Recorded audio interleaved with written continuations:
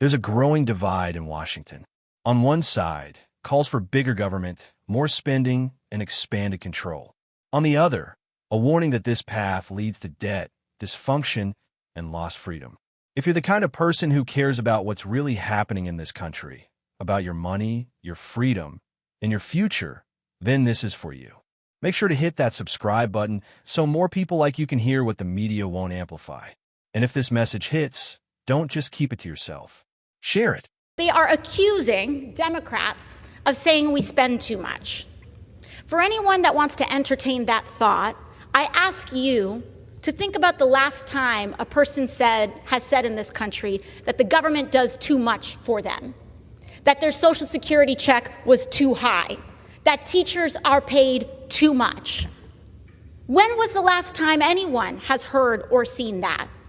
Representative Alexandria Ocasio-Cortez defended government spending with a bold challenge. When has anyone in America ever complained that their Social Security check was too high, that teachers earn too much? According to her, the issue isn't government doing too much but not doing enough.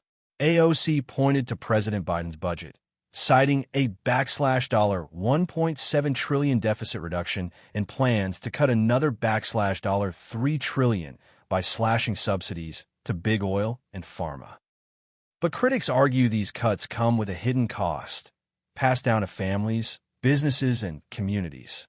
Then Representative Chip Roy responded and delivered a direct rebuke. Another quote. President Biden already lowered the deficit by $1.7 trillion. They say his budget would cut the deficit by another $3 trillion by eliminating wasteful spending on big oil and pharma, we're told. But it is, in fact, our Democratic colleagues who prefer to maintain their massive subsidies for the elites and the wealthy in their so-called Inflation Reduction Act just last year. My friend from New York, Ms. Ocasio-Cortez, said, quote, I ask you, think about the last time a person has said in this country that the government does too much for them. When was the last time anyone has heard or seen that? I'll say it. I'll say it right here. I don't want the government doing most of the things that the government is doing to interfere with the ability of the American people to carry out their lives. Federal, state, and local.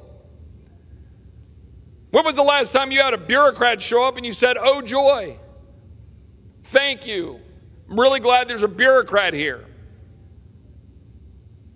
When was the last time you were thankful for $32 trillion in debt, $100,000 almost for every man, woman, and child in America?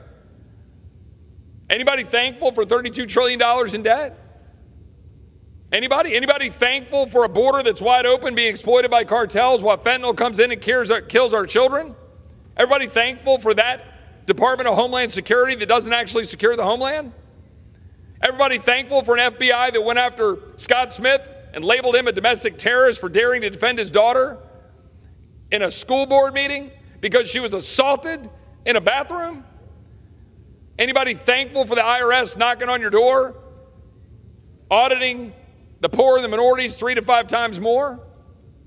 People thankful for that? Are you thankful for the EPA or the Department of Interior that sent a man to prison because he had some ponds on his ranch in Montana?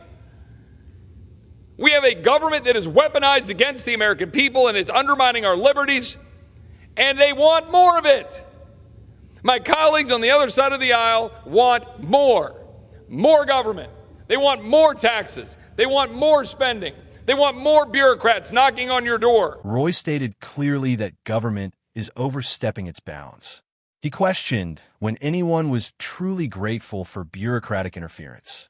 From local mandates to federal overreach, Roy made the case that government is not the solution. It's the problem. He highlighted the $32 trillion national debt, calling it a crushing burden. Nearly $100,000 per American citizen. He asked who benefits from that kind of reckless spending. Roy condemned the open border, citing the fentanyl crisis and cartel exploitation as consequences of weak enforcement. He criticized the IRS for disproportionately targeting poor and minority households. He blasted the FBI for labeling parents as domestic threats, and the EPA for criminalizing ordinary land use. According to Roy, this isn't just inefficiency, it's weaponization. And instead of scaling it back, Democrats are pushing for more. More taxes, more agencies, more control. This is a battle over the role of government, and the stakes couldn't be higher. Subscribe to stay informed. Share this video with others who believe in accountability, liberty, and the right to live free from unnecessary interference. This fight is far from over. It's just getting started.